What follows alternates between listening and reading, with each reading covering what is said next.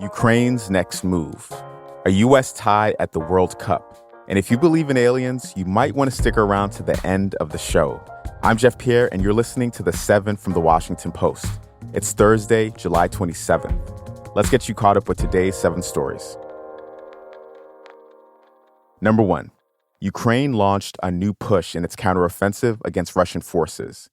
Ukraine officials said yesterday that their forces advance in the southeastern Zaporizhia region. Their goal is to reach the Sea of Azov further south. That would sever Moscow's land bridge to occupied Crimea. Russia uses this area to move troops, equipment, and supplies into Ukraine. Progress has been slow since Ukraine began its counteroffensive last month. A U.S. official said it's not clear if these latest moves mean that the main thrust of the operation has begun.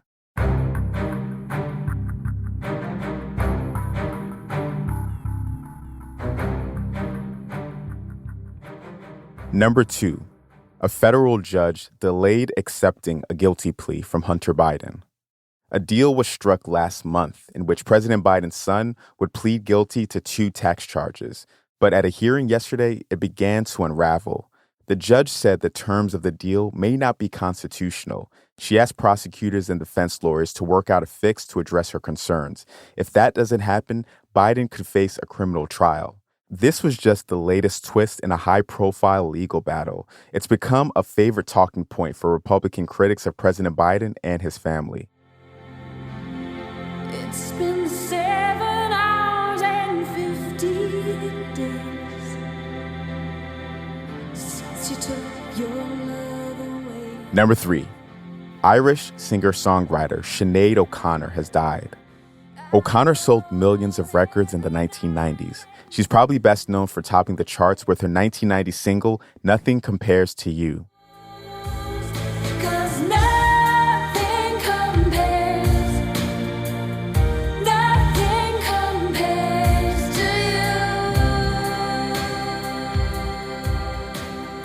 She was an outspoken artist. She was open about her mental health struggles and the abuse she suffered as a child at the hands of her mother.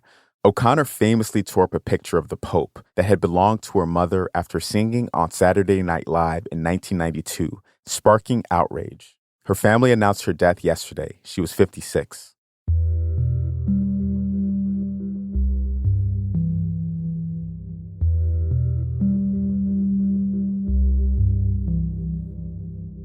Number 4. Kevin Spacey was acquitted in a sexual assault trial in the UK yesterday. A London jury found the Academy Award-winning actor not guilty of sexually assaulting 4 men. He was facing a potential life sentence. Spacey spoke to the press after leaving the courthouse yesterday. I imagine that many of you can understand that there's a lot for me to process after what has just happened today. But I would like to say that I'm enormously grateful to the jury for having taken the time to examine all of the evidence and all of the facts carefully before they reached their decision. And I am humbled by the outcome today. For some background here, Spacey was one of the most respected actors in Hollywood, but has faced a string of sexual misconduct accusations since 2017. He was fired from projects, including Netflix's House of Cards, as a result of the allegations.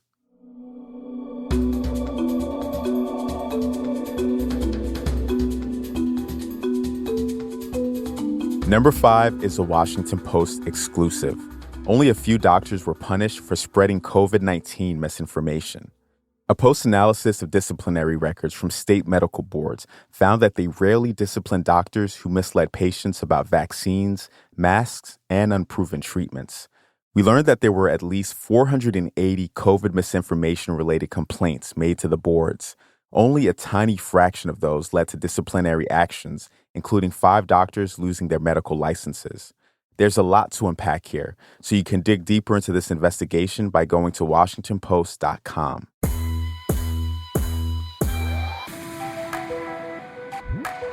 The U.S. tied with the Netherlands at the Women's World Cup last night.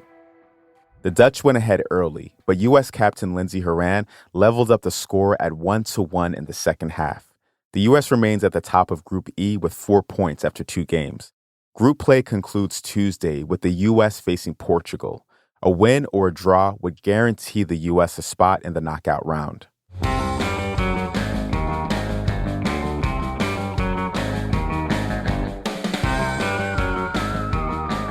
And at number 7, Congress held an unusual hearing about UFOs yesterday. House lawmakers are calling for more transparency in the government's reporting of quote-unquote unidentified anomalous phenomena, also known as UAPs.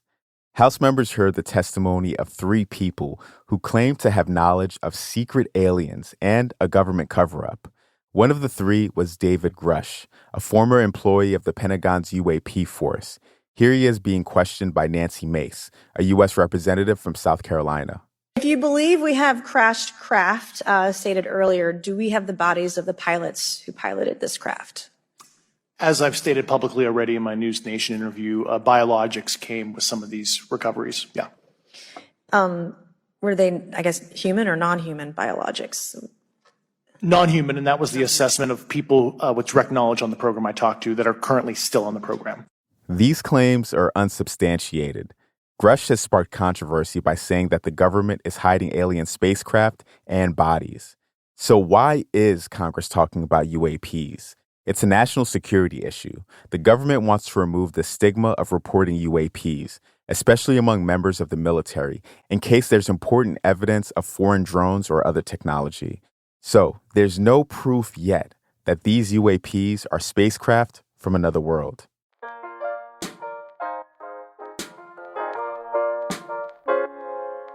And just like that, you are all caught up. But keep this in mind for later today.